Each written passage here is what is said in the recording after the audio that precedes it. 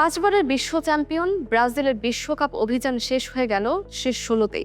New জার্সিতে নরওয়ের কাছে ২-১ গোলে হেরে টুর্নামেন্ট থেকে বিদায় নিয়েছে সেলেসাওরা। আর্লিং হাল্যান্ডের জোড়া গোলে ইতিহাস গড়ে প্রথমবারের মতো বিশ্বকাপের কোয়ার্টার ফাইনালে উঠেছে নরওয়ে। অন্যদিকে ২০০২ সালের শিরোপা জয়ের পর ৬টি বিশ্বকাপের মধ্যে পঞ্চমবারের মতো সেমিফাইনালে পৌঁছানোর আগেই বিদায় নিতে হলো ব্রাজিলকে। ম্যাচের পরিসংখ্যান বলছে সুযোগ তৈরিতে খুব একটা পিছিয়ে ছিল না ব্রাজিল, কিন্তু সুযোগ কাজে লাগাতে না পারা, কৌশলগত কিছু ভুল এবং নরওয়ের কার্যকর ফুটবল শেষ পর্যন্ত পার্থক্য বলে দেয়। ম্যাচের শুরুতে এগিয়ে যাওয়ার সুবর্ণ সুযোগ পেয়েছিল ব্রাজিল। ১৪ মিনিটে পাওয়া পেনাল্টি থেকে গোল করতে ব্যর্থ হন ব্রুনো গিমারেস। তার শট দুর্দান্তভাবে ঠেকিয়ে দেন নরওয়ের গোলরক্ষক ইয়ান নাইল্যান্ড। ১৯৮৬ সালের পর বিশ্বকাপের মূল পর্বে এই প্রথম কোনো ব্রাজিলিয়ান ফুটবলার পেনাল্টি থেকে গোল করতে ব্যর্থ হলেন। পরে ম্যাচের ফল নির্ধারণে এই মিসই বড় প্রভাব ফেলে। ব্রাজিলের রক্ষণভাগও প্রত্যাশা পূরণ করতে পারেনি। পুরো ম্যাচ জুড়ে আর্লিং হাল্যান্ডকে পর্যাপ্ত জায়গা ও সময় দিয়ে ফেলেন ডিফেন্ডাররা।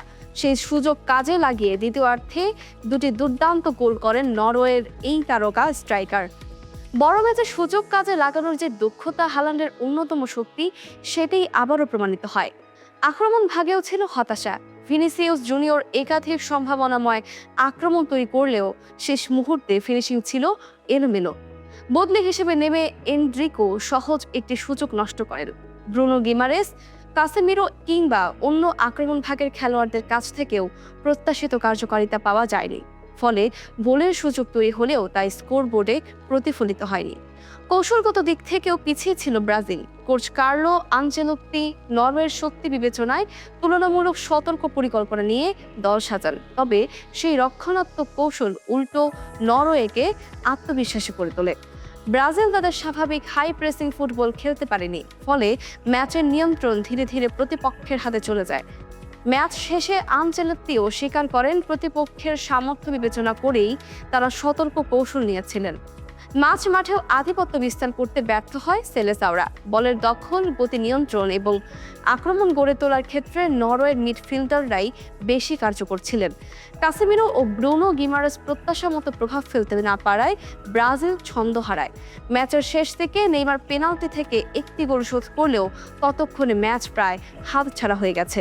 নরওয়ের শারীরিক সক্ষমতাও ম্যাচে বড় পার্থক্য করে দেয়, বিশেষ করে সেট পিস এবং এক লড়াইয়ে শারীরিক শক্তি ও উচ্চতার সুবিধা কাজে লাগিয়ে ব্রাজিলের রক্ষণ ভাগকে চাপে রাখে ভাইকিংরা। আক্রমণ ও রক্ষণ দুই ক্ষেত্রে তাদের এই শক্তিমত্তা ব্রাজিলের জন্য বড় চ্যালেঞ্জ হয়ে দাঁড়ায়। নেইমারকে শুরুর একাদশে না রাখার সিদ্ধান্ত নিয়েও প্রশ্ন উঠেছে। লুকাস পাকেতার অনুপস্থিতিতে অভিজ্ঞ এই তারকাকে শুরু থেকেই খেলানোর দাবি ছিল অনেকের, কিন্তু আনচেলোত্তি তাকে বেঞ্চে রেখে ম্যাচ শুরু করেন। শেষ দিকে মাঠে নেমে তিনি গোল পেলেও ম্যাচের মোড় ঘুরিয়ে দেওয়ার মতো পর্যাপ্ত সময় আর হাতে ছিল না।